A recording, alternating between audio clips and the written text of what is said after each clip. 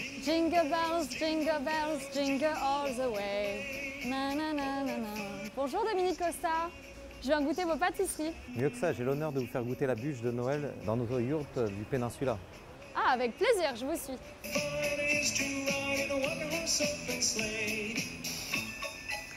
Super.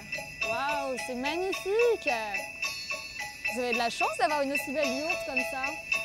Alors Dominique Costa, vous êtes le chef pâtissier du Péninsula. Vous êtes passé par de nombreux établissements comme le Kléber Palace, le Hilton à Bora Bora, le Jules Verne. Alors qu'est-ce que toutes ces expériences ont-elles apporté à vos pâtisseries d'aujourd'hui? En fait, c'est une façon de travailler. Du coup, quand vous allez dans plusieurs endroits, vous apprenez des techniques différentes, des choses différentes, à travailler des desserts assiettes avec certains chefs, à faire des choses comme ça. Et quand vous êtes chef, vous peaufinez votre travail au fur et à mesure et vous continuez d'apprendre parce que c'est un métier où on continue toujours d'apprendre.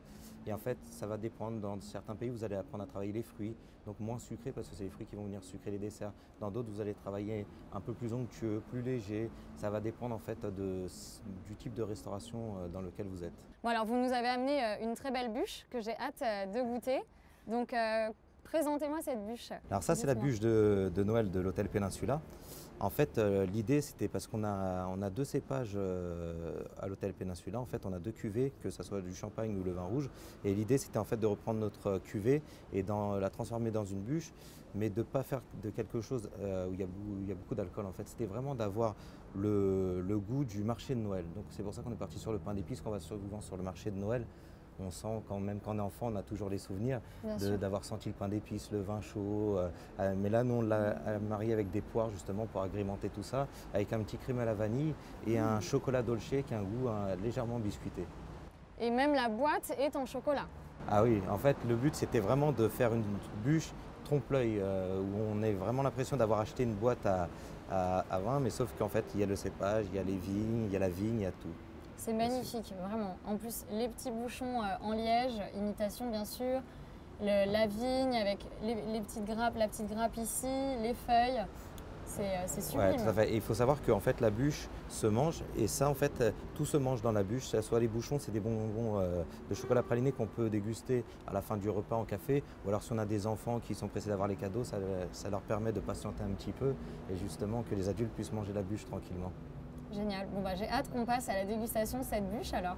Comment on fait? On la coupe Alors là, pour la couper, il faut savoir la petite technique en fait, c'est que nous avons en fait une petite trappe qui est là, avec deux petites barrettes en fait. Celle-là, voilà, ça s'enlève là, et ça justement on peut le manger le lendemain ou le soir même avec nos invités. Et voilà, en fait, c'est un petit trompe-l'œil. Et après, en fait, on va venir la couper. En fait, le but, voilà, c'est de venir avec un couteau chaud, de venir couper. Et vous voyez, elle se coupe vraiment toute seule. Et dedans, voilà, nous avons le pain d'épices, le petit sablé amande, les poires, le crémeux vanille et une mousse pain d'épices. Oh, c'est incroyable. Voilà. Donc nous on va en couper encore une part parce qu'on est assez gourmand, donc comme ça va nous permettre en fait justement de goûter cette bûche. Voilà. Voilà. Et on va la servir sur la tranche comme ça. Je vous fais une part du coup? Voilà, chez moi il faut que je la goûte quand même, voir si c'est bon. On va faire un petit contrôle. Voilà. Ça c'est pour vous. C'est sublime. Voilà. Donc, couche par couche, qu'est-ce qu'il y a alors? Donc là, alors là, en fait, il faut savoir que nous, quand on travaille les desserts en pâtisserie, en fait, on l'a fait un peu comme un dessert, cette bûche. On l'a imaginé comme un dessert. Et le but dans un dessert, c'est souvent, on dit, c'est d'avoir du croustillant, du fruit, du crémeux. C'est vrai. Et donc là, en fait, on a essayé d'associer tout ça. Donc vous avez un petit sablé amande qui est tout en dessous, avec un biscuit pain d'épices pour appeler le marché de Noël. Les poires qui ont été cuites dans du pinot noir, en fait. Et avec un petit crème vanille, et on a repris le pain d'épices qu'on a mixé pour faire justement cette mousse de pain d'épices. Incroyable. Bon, j'ai hâte de goûter alors. C'est parti. Et vous m'avez fait aussi un délicieux chocolat chaud. Alors il faut savoir que nous on a un chocolat chaud qu'on a mis au point. Ça c'est quand je suis arrivé, je voulais vraiment qu'on ait un chocolat chaud qui ne ressemble à aucun palace. Et en fait, comme chaque palace achète un peu chez le même chocolatier, on en a un peu différent. Nous, en fait, on a fait réaliser un chocolat qui vient de Belize, donc qui est dans les Caraïbes. Et en fait, la terre est cultivée d'une façon où le chocolat a les notes d'agrumes, en fait. D'accord. Naturellement, vous n'avez pas besoin de rajouter. Et nous, en plus de ça, on rajoute, par contre, nous ici, un peu de poivre de Timut, justement. C'est délicieux. Et on m'a dit que c'était une cuvée du coup spéciale vu que c'est unique. Alors vous le trouverez dans aucun autre palace. Celui-ci en fait vous allez le trouver qu'au Péninsula et au Péninsula Paris, on l'a vraiment que pour Paris. Là on a acheté la récolte et c'est nous qui qui demande donc au fur et à mesure de la faire broyer, torréfier. Là, c'est un mariage parfait. Et la bûche, elle est incroyable. C'est la meilleure bûche de Noël que j'ai pu goûter jusqu'à présent. Il Vraiment. faut savoir après une bûche, en fait, comment on imagine une bûche souvent avec mes sous-chefs, c'est qu'il faut s'imaginer après un repas. Et on sait très bien que le repas de Noël, en fait, on mange énormément. Il y a l'entrée, il y a les amuse-bouches. C'est un repas qui est assez lourd. Et souvent, en fait, lié à la bûche, il faut l'imaginer très légère. C'est pour ça qu'on l'a travaillé fruité. Non, mais le mariage est exceptionnel d'avoir marié comme ça les épices avec le vin rouge. Le chocolat blanc, c'est ça? Un peu de vanille? Ouais, tout à fait. Bon, ce qu'on a voulu faire, c'est amener le marché de Noël chez les gens sans qu'ils se déplacent, en fait. C'était le but. Et ça apporte la convivialité, le côté chaleureux de Noël également. Et là, vous les faites rêver. Vraiment, c'est magique. Je pense qu'on en a plein les yeux. C'est une vraie bûche de Noël, une vraie bûche féerique.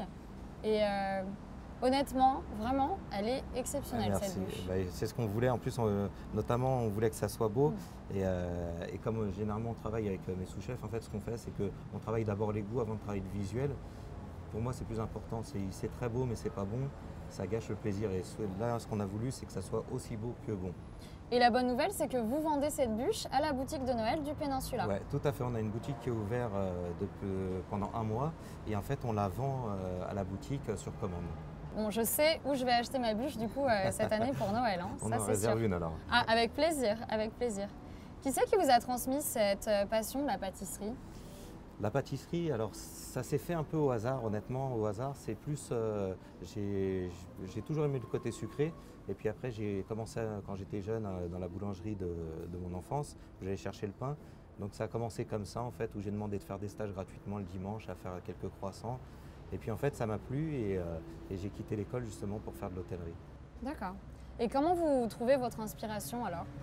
Ça va être plus, en fait, il y a plusieurs facteurs. Ça va être soit, ça fait rire les gens quand je dis ça, soit en dormant la nuit, c'est vrai, je me réveille le matin, soit sur le scooter en venant au boulot, ou soit avec mes sous-chefs. Voilà, c'est des discussions, c'est un métier de partage, donc c'est vraiment quelque chose qu'il faut discuter avec les sous-chefs. Chacun mène son idée et puis après, on la met en œuvre. Et là, donc, pour réaliser cette bûche, comment vous faites? Vous faites un croquis au préalable, vous le faites vous-même ou avec vos équipes? Alors ouais, là en fait, c'est vraiment une réunion qu'on a avec mes adjoints, où on se réunit, on discute des fêtes, de ce qu'on va réaliser. Et après, en fait, on commence à faire des croquis. Des fois, on réalise les moules nous-mêmes. Là, on a fait appel à une société qui s'appelle Mokaya, qui réalise des moules en 3D. Donc nous, on a fait le croquis et eux, après, l'ont dessiné en 3D pour qu'on puisse voir tous les contours et surtout voir si le visuel était joli à la fin, qu'il n'y ait pas de contraste entre la branche, la bûche. Voilà, on sent que c'est vraiment de la qualité en bouche. Là, on a les meilleurs poires qu'il y a sur le marché. On a le vin qui est la cuvée du Péninsula. Ah oui. Dans lequel on est très fiers. On a vraiment que des bons produits. On a de la vanille qui est cultivée à Madagascar, mais cultivée par un petit planteur que je connais. J'ai eu l'occasion d'aller à Madagascar au mois de mai justement pour revoir les plantations. On fait vraiment appel à des petits fournisseurs. Et je me demandais, est-ce qu'il y a un pourcentage global de sucre à respecter du coup pour que ça soit toujours aussi léger et fin en bouche? Alors moi je dirais pas pourcentage, moi je dirais plus que ma façon de travailler qui est maintenant c'est plus de fruits et justement c'est le fruit qui va ramener le sucre au dessert. De plus en plus on travaille moins le sucre de betterave, on commence à essayer de travailler du miel, des choses comme ça qui vont sucrer mais qui seront moins nocifs pour la santé. D'accord. Et alors cette vigne elle est à quoi? Cette vigne alors là c'est des vrais petits bonbons de chocolat. Ah. En fait c'est des bonbons de praliné que je vais vous présenter, que je vais couper. En fait, dedans, le but, c'est vraiment de se dire, voilà, après un repas, c'est de manger ça avec le café. Et en fait, c'est un petit bonbon de praliné comme on pourrait acheter chez un chocolatier. Génial. Voilà. Le praliné, c'est un praliné qu'on fait maison. Donc, voilà, ça nous permet en fait de maîtriser le sucre dans le praliné. C'est extraordinaire. Normalement, oui. Ça doit être bon ça normalement. fera un vrai bonbon. Un bon chocolat qu'on achèterait chez le meilleur chocolatier de Paris, quoi. Non, on n'est pas chocolatier parce que c'est 2 métiers différents, chocolatier et pâtissier, mais les pâtissiers sont amenés à travailler le chocolat et à maîtriser le chocolat. Et là, c'est vrai qu'on a réussi à mettre une belle texture de praliné, une ganache qui est tendre malgré tout et qui fond en bouche. Oui, c'est ça, on sent la ganache, on sent le côté croustillant en même temps. Enfin, comme vous disiez, vous travaillez sur les matières et là, il y a tout qui est réuni, quoi. Ouais. Et là, j'ai eu un petit goût de nougatine en même temps dans la bûche. Ouais, bien sûr, c'est le petit sablé amande en fait qui amène justement ce côté croustillant. Incroyable. Et je me demandais comment on fait, à quelle température on doit manger la bûche? Parce que j'ai l'impression que ça joue vachement sur la dégustation. Alors il faut savoir que nous, ça va parce qu'il n'y a pas trop de matière grasse dedans. En fait, si on mange chaud, généralement, on a le gras qui vient en bouche. D'accord. Et le côté fruité, ça va dépendre en fait. La poire, vaut mieux la manger vers 7-8 degrés. Par contre, si demain vous mangez un dessert à la fraise, vaut mieux la manger à température ambiante. Vous n'aurez jamais une meilleure fraise qu'à température ambiante. Donc celle-là, il faut la sortir du frigo avant de la manger? Voilà, il faut la sortir. Moi, généralement, je conseille en fait de la sortir avant le fromage, parce qu'on sait très bien qu'on va manger le fromage. Et il y a toujours un petit laps de temps parce qu'on commence à avoir trop mangé. Et on laisse toujours une petite demi-heure entre le fromage et le dessert, généralement. Génial. Et j'ai vu que du coup, vous coupiez votre bûche avec un couteau donc brûlant pour que ça soit une découpe parfaite. Tout à fait. Alors, généralement, nous, comme on fait une petite coque en chocolat justement pour ressembler à la boîte, en fait, on a mis une petite couche de chocolat qui est très fine, mais ça peut se couper un couteau normal sans eau chaude, mais on conseille aux clients en fait de faire ce que je viens de faire, d'enlever le dessus et de tremper la lame dans un petit dans un bain d'eau chaude et de le couper en fait. C'est une bonne astuce. Hein. Ça vous permet d'avoir des belles tranches comme là et de ne pas avoir une bûche qui se casse de partout. Je penserai à vous lors du découpage de la bûche à Noël. Et vous faites aussi donc des tea time de Noël qu'on peut voir ici. Voilà, là on a l'occasion de voir le tea time qui a été travaillé justement par ma sous-chef Anne. Qui vient de rejoindre ma brigade. Et en fait, le but, c'était d'avoir un tea time sur le thème de Noël. Donc en fait, le thème de Noël, on en a discuté, voilà, on a parlé de sapin, on a parlé de Père Noël et tout. C'était de faire quelque chose d'enfantin, de joli, mais pas de kitsch non plus. Voilà, il fallait que ça soit très visuel, très beau, que ça fasse penser à Noël, mais que ça soit pas dans... Ça reste toujours élégant. Voilà, tout à fait, que ça reste très élégant. Et votre dessert signature, est-ce que vous en avez un? On en a ici, on a le nuage par exemple, on a des desserts signatures. Après, il y a un dessert que j'adore, c'est le Saint-Honoré.